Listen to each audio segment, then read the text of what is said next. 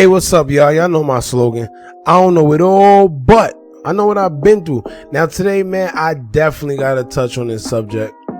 I'm kind of upset. Matter of fact, not kind of. I'm very much upset because the young guy, man, Rashad Jamal himself, he called it out way before this happened. And matter of fact, I'm gonna dig deeper. Gala Hagen, right, the spiritual advisor, y'all call her, said it was going to happen herself a long time ago. She said in this spiritual war, there's going to come a lot of agents, a lot of false teachers acting like they spiritual and lead you down the wrong path and cause chaos. Now, it wasn't in those exact same words, but y'all get exactly what I'm trying to say. And now look what we got here. Two strong black brothers passionate about exposing the real problem, which is the system. They're warring against each other. And we all know if they teaching us to do the exact same that they doing, then that's pretty much chaos that they're trying to avoid us from. You see what I'm saying? They're teaching us to do the exact opposite of what they're actually doing to each other right now. And that means that no matter what hard work that they went to put in against the system, it now gets drowned out by the drama, by all the toxic energy that's going into this whole situation. The messages and everything that they put into this is forgotten. So no one wins except the system once again. But I get it. They're human. They're passionate about what they do. It's just sad to see, especially being that Rashad Jamal called it out himself a long time ago. And honestly, I'm leaning with Rashad on this one. And I'm gonna tell you why. Because young Pharaoh have always gave me slight weird vibes. Like I can't explain it. Not to mention he always got someone calling him out on some type of weird allegation that he has going against himself. They always calling him out. And I don't know, man, you gotta practice what you preach. I'm not saying you a saint. I'm not saying you don't have a past. But he's the type to have a past but try to cover it up. Whereas Rashad Jamal, he lets you know, yeah, I did time. Yeah, I went to war with police. Yeah, I did this. Yeah, I did that. Yeah, I was in the streets. Yeah, I banged this. Yeah, I banged that. But at the same time, I'm just like you. And I just had an awakening. I had to learn. So I can relate more towards him because guess what? He still act how he act. But he's like, don't worry about how I act. Listen to what I'm trying to tell you. You see what I'm saying? Those are the people that I gravitate to the most. And I always say that even with Miss Gala Hagen. I'm not into the people that sit there and, soft spoken. They seem like they seem not genuine. They seem like they're trying to manipulate for whatever reason, whether it's profitable gain, whether it's clout, attention, whatever it is. But when it's someone coming to you raw and don't care whether you get it or not, but they're going to give you this message, those are the ones that you want to pay attention to. Now, like I said, my energy from watching Brother Pharaoh's videos, man, it wasn't where it needed to be. And not to mention, he's been way tied to too many allegations, like I said. And I always believe what I preach is where there's smoke, there's fire. All right. And I watch all this unfold, man. First of all, the fans started this because they will always try to put young Pharaoh in the equation, asking Rashad Jamal on his live what he thought about young Pharaoh. Pharaoh said this. Oh, Pharaoh this, Pharaoh that. And I'm going to keep it 100. Rashad always kept it classy because I actually watch his lives. Whenever they would say Rashad said this, whenever they would say young Pharaoh said this, or what you think about young Pharaoh, he never downplayed him. And in fact, he always said, I want to get him on the live. I want to talk with that brother. I think that'll be dope. I need us to come together. He said on one of his lives himself, watch them try to put me and young Pharaoh together against each other. He said that way before this happened. He said, they're going to try to put us against each other and try to have y'all see us warring. And guess what that does? That defeats the message the whole time that he been trying to convey to us. And now the only thing we paying attention to is the drama, the beef, the everything like that.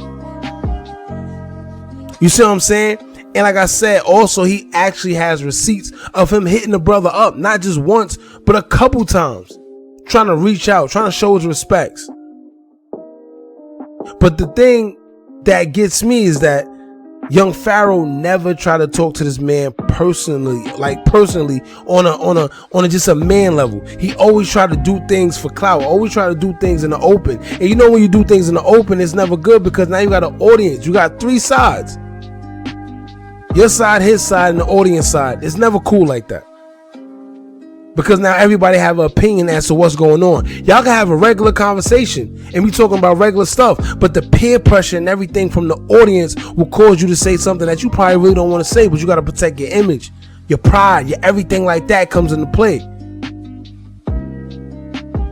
And I'm gonna attach the live that brother Rashad did talking about the whole situation. Like I said, as you can see, it's clear as day. This man tried to hit young Pharaoh up. He tried plenty of time to talk like a man. Young Pharaoh decided to actually feed into the negative energy, the same thing that he tell us not to do.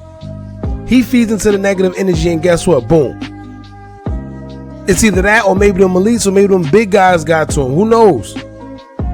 But like I said earlier, he had a lot of allegations pointing in his direction. Matter of fact, let's see, right? Let's see. Young Pharaoh.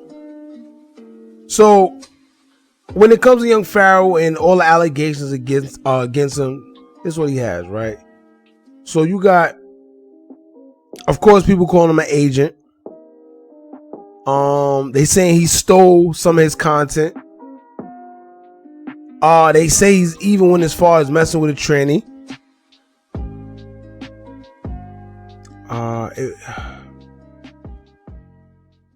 And not to mention, you know what? Also, he tried to say that Reza. I don't know.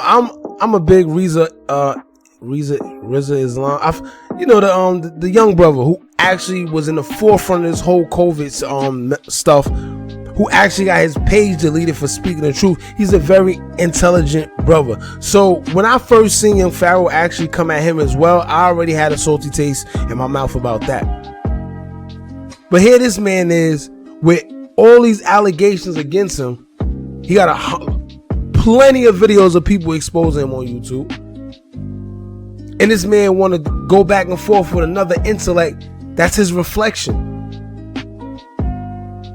And I got a serious question, right? Why do we always act like two black influential people can't coexist within each other? Why every time we find two individuals two individuals, especially black, that's good at a certain skill or hobby or whatever they do, we tend to always have to put them against each other and see who's better than the next one? Why they can't just have their own lanes?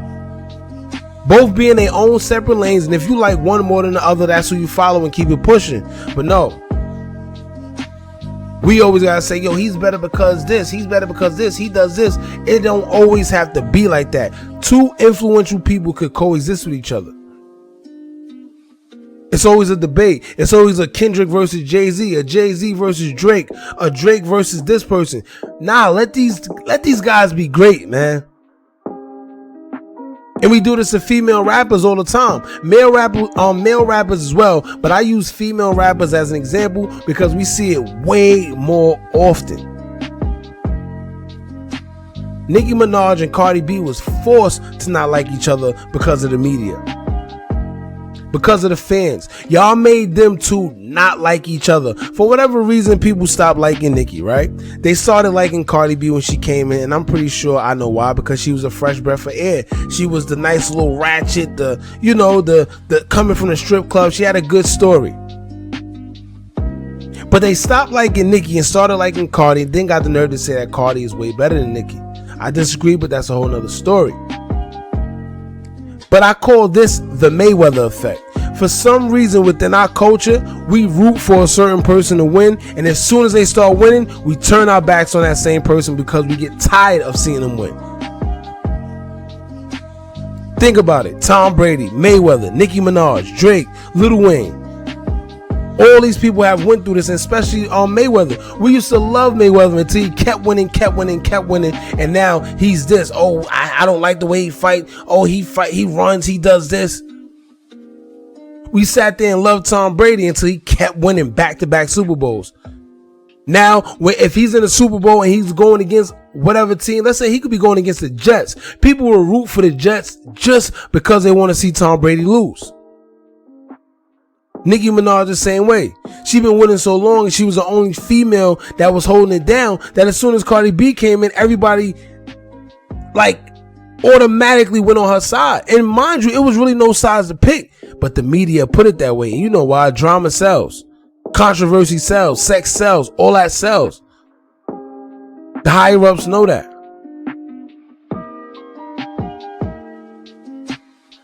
Perfect example, right? Look at Love and Hip Hop. Y'all know it's fake.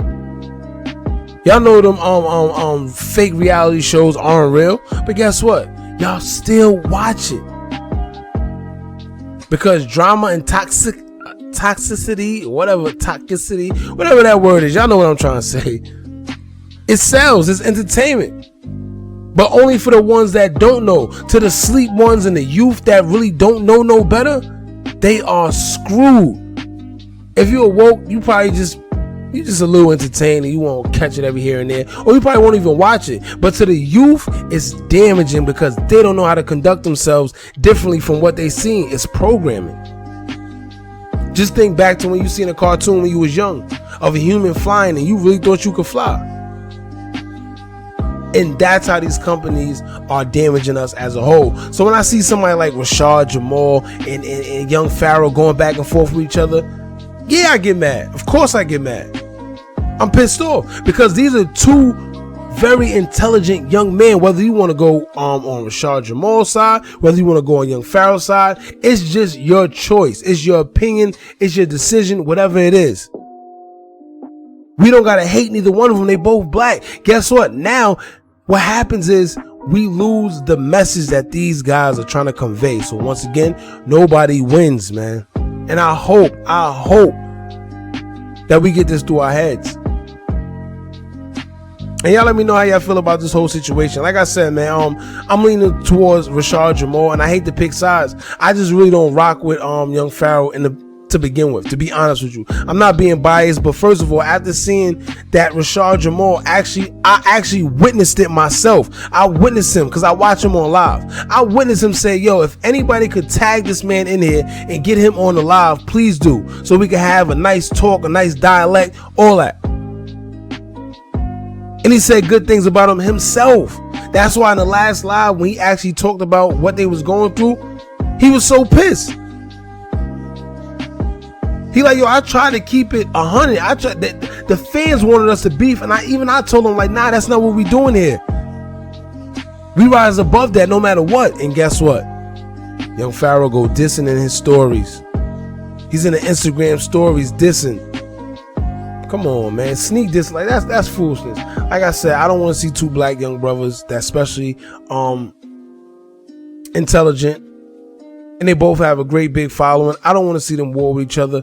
I think it drowns the message out. Y'all let me know how y'all feel in the comments about this whole situation.